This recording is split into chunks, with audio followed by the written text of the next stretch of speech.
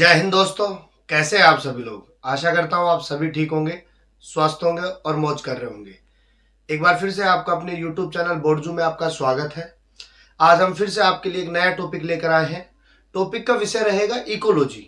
यहाँ हम बात करेंगे इकोलॉजी के अंतर्गत कौन कौन सी शाखाएं आती है, इकोलॉजी क्या होती है, इकोलॉजी का इतिहास क्या रहेगा, और इन सब बातों पर आज अपन संक्षिप्त रूप से क्या करेंगे, चर्चा करेंगे। तो आज का जो मोटिव है वो अपना मेन है इकोलॉजी का इतिहास ज्ञात करना, कि इकोलॉजी के इतिहास में या इकोलॉजी के बारे में कौन कौन से वैज्ञानिकों ने बताया था। तो सबसे पहले अपन शुरुआत करते हैं, इकोलॉजी शब्द किसने दिया। इकोलॉजी शब्द जो था एंड्रस्ट हैकल ने दिया था। किसने दिया था? एंड्रस्ट हैकल ने दिया था। समझ गए बात को। लेकिन कई बार क्वेश्चन ये पूछ लिया जाता है कि इकोलॉजी शब्द का सही उपयोग किसने किया था या सही बात किसने बताई थी। एंड्रस्ट हैकल ने इकोलॉजी शब्द दे दिया था, लेकिन प्रॉपर रूप से इकोलॉजी शब्द का इस्तेमाल किस वैज्ञानिक के द्वारा किया गया था? तो वो थे अपने पास में रीटर थे। कौन से थे? रीटर थे। और इन्हीं रीटर्स को हम फादर ऑफ इकोलॉजी कहते हैं। क्या कहते हैं? Father of ecology. इकोलॉजी के पितामह किसे कहा गया है? रीडर को कहा गया है। किसको कहा गया है? रीटर या रीडर को कहा गया है। वही बात करें, इकोलॉजी शब्द को इथोलॉजी किसने दिया? क्योंकि इकोलॉजी को इथोलॉजी शब्द से परिभाषित किया था जोफ्रे हिलरे ने।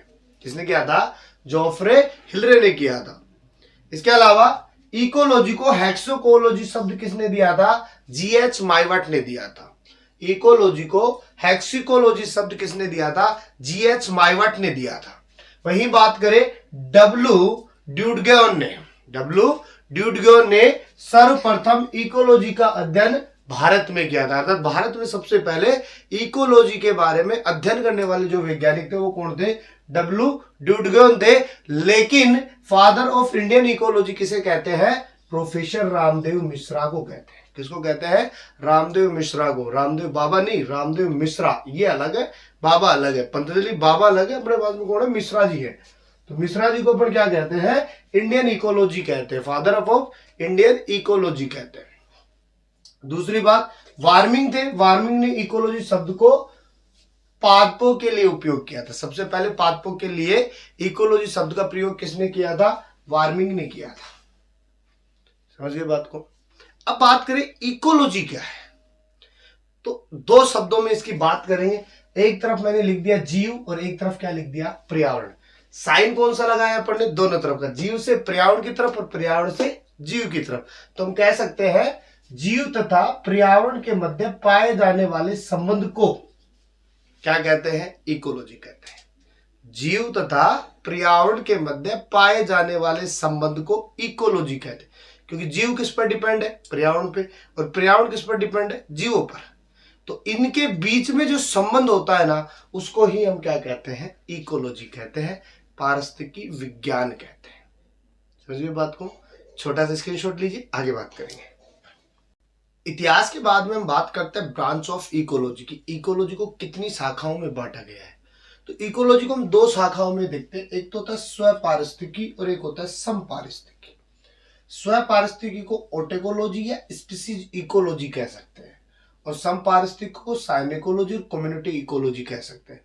तो समझिएगा बात को। स्व का मतलब होता है स्वयं, ओटो का मतलब क्या है? स्वयं। समझ गए बात को। तो स्व पारिस्थितिकी यानी स्वयं की पारिस्थितिकी। अब स्वयं का मतलब किसी एक जाति से बात करेंगे, क्योंकि स्वयं का मतलब एक आदमी या एक स्पीसीज अपने पास में। तो अपन ने क्या लिखा? एक जाति या जाति विशेष के किसी सदस्य का पर्यावरण के साथ में क्या कहलाएगा? संबंध। यानी मेरा पर्यावरण के साथ में संबंध, तो मैं क्या हूं? स्व पारिस्थितिकी। या किसी भी ऑर्गेनिज्म की बात कर लो आप, उसका पर्यावरण के साथ में जो संबंध है वो कौन सा है? स्व पारिस्थितिकी का। इसलिए अपन इसको क्या कहते हैं? स्पीसीज इकोलॉजी भी कहते हैं। जब सेल्फ की बात होती है, इसलिए अपन इसको क्या कहते हैं? स्पीसीज इकोलॉजी भी कहते हैं। वही सम पारिस्थितिकी की बात करें तो भिन्न जातियों के सदस्यों के समूह, यानी अलग अलग जातियों के सदस्यों का जो समूह होता है, उसका पर्यावरण के साथ में जो संबंध कहलाएगा, उसे हम क्या कहेंगे? सम पारिस्थितिकी, साइनेकोलॉजी कहेंगे। अब अलग अलग की बात हो रही है, इसलिए अब इसको क्या कह रहे हैं? कम्युनिटी कह रहे हैं। क्योंकि अलग अलग जातियां मिलकर के क्या बनाती है, समुदाय बनाती है, कम्युनिटी बनाती है। उदाहरण के तौर पे समष्टि की बात कर सकते हैं और समुदाय की बात करते हैं, यानी पॉपुलेशन और कम्युनिटी की बात कर सकते हैं। इसी आधार पर इकोलॉजी को दो पार्ट्स में और डिवाइड कर सकते हैं। हम एक प्लांट इकोलॉजी कह सकते हैं और एक हम एनिमल इकोलॉजी कह सकते हैं।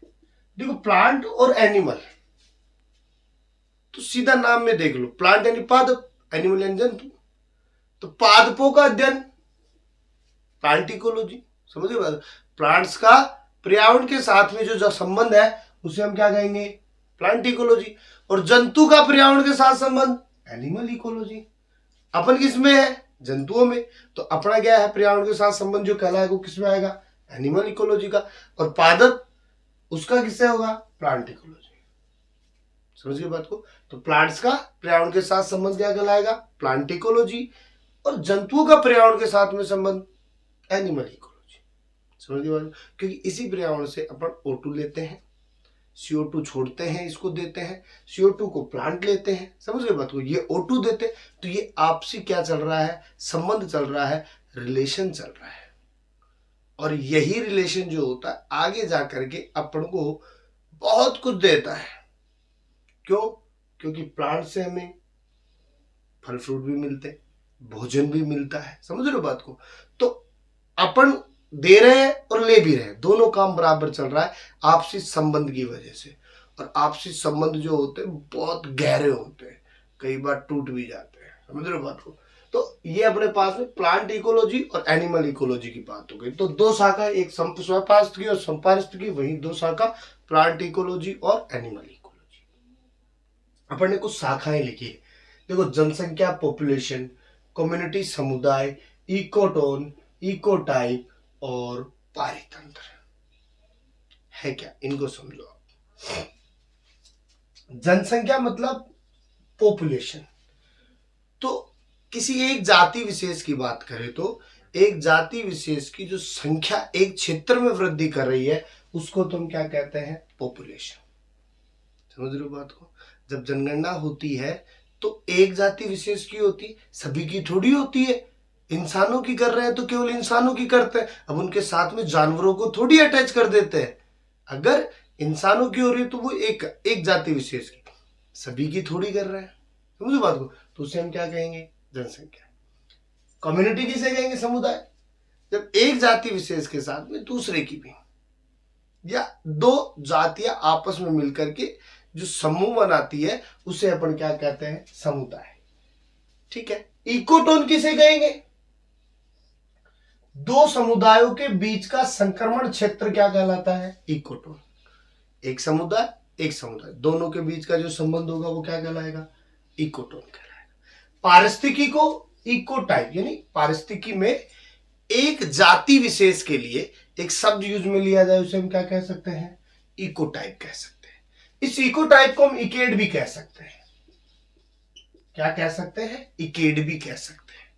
इकेड में क्या होगा, एक जाति के आनुवांशिक लक्षण तो क्या होंगे, समान होंगे, लेकिन आकारिकी लक्षण क्या होंगे, असमान होंगे, भिन्न होंगे। ठीक है, ये इकेड के लिए हो सकता है। पारितंत्र के लिए क्या कहेंगे, पारितंत्र हम उसे कहते हैं जब जीवों के मध्य या समुदाय के मध्य भौतिक वातावरण से जो आपसी संबंध होता है उससे ऊर्जा का आदान प्रदान होता है, ऊर्जा का आदान प्रदान होता है या पोषण स्तर बनते हैं, उसे हम किस में रख सकते हैं, पारितंत्र में रख सकते हैं। तो इस प्रकार से अपन इकोलॉजी की कुछ बातें कर सकते हैं। अगले टॉपिक के अंतर्गत हम इकोलॉजी का विस्तृत अध्ययन करेंगे। यहीं पर एक बात याद आती है कि देखो वक्त वक्त की बात है, वक्त बड़ा बलवान है। वक्त वक्त की बात है, वक्त बड़ा बलवान है, क्योंकि वक्त सब कुछ सिखाता है लेकिन वक्त समय पर नहीं सिखाता। वक्त जब निकल जाता है तब पता चलता है कि ये अपन उसमें सीख लेते। क्योंकि अक्सर आपने बड़े बुजुर्गों से या अपने घर वालों से सुना होगा, अगर समय पर अपन वो काम कर लेते तो आज पछताना नहीं पड़ता। इसलिए वक्त की बहुत बड़ी कीमत है और इस वक्त को समझना बहुत जरूरी है। क्योंकि वक्त अगर समय पर सिखाएगा तो हम सीख पाएंगे, लेकिन अगर हमने उस वक्त को छोड़ दिया तो हम पीछे चले जाएंगे। इसलिए वक्त के साथ में चलना बहुत ही जरूरी होता है। तो इसका एक स्क्रीनशॉट लीजिए, आगे बात करेंगे।